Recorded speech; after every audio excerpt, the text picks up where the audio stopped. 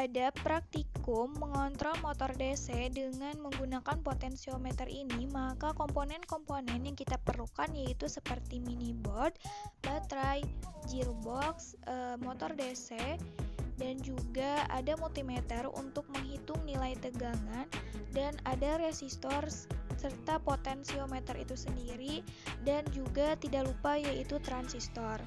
Kemudian, komponen-komponen tersebut kita susun menjadi sebuah rangkaian elektronika dengan menggunakan kabel.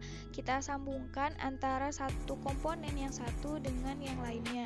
Untuk nilai resistensi dari resistornya sendiri, kita menggunakan resistor 1 dengan resistensi 1 kilo ohm. Untuk resistor kedua kita menggunakan 220 ohm, dan untuk potensiometernya sendiri kita menggunakan 250 ohm.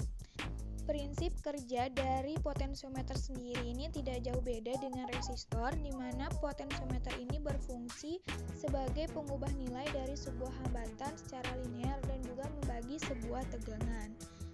Kemudian setelah semua komponen selesai dirangkai, kita bisa menghitung atau kita mengukur dengan menggunakan multimeter nilai tegangan dan juga RPM yang ada pada gearbox.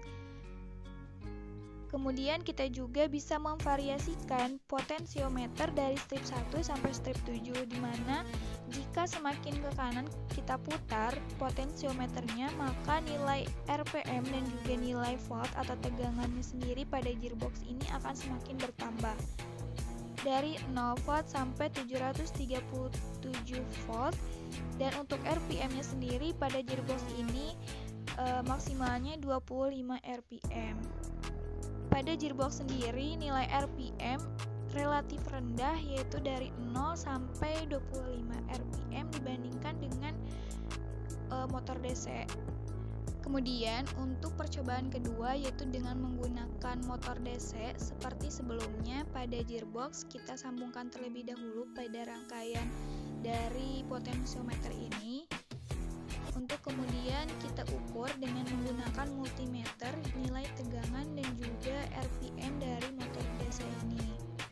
Seperti pada gearbox, pada motor DC ini juga kita bisa memvariasikan nilai dari potensiometernya. Dari strip 1 sampai strip 7 kita variasikan, dan bisa dilihat bahwa semakin ke kanan kita putar potensiometernya, maka jumlah tegangannya pun akan semakin besar. Akan tetapi pada gearbox nilai RPM-nya itu sangat kecil, dari 0 sampai 20-an, 20 RPM. Sedangkan pada motor DC nilainya besar, yaitu sekitar 3000-an, 3000 ke atas. Maka nilai bisa dilihat, bisa kita analisis bahwa antara gearbox dan motor DC ini memiliki nilai RPM dan juga volt atau tegangan yang berbeda.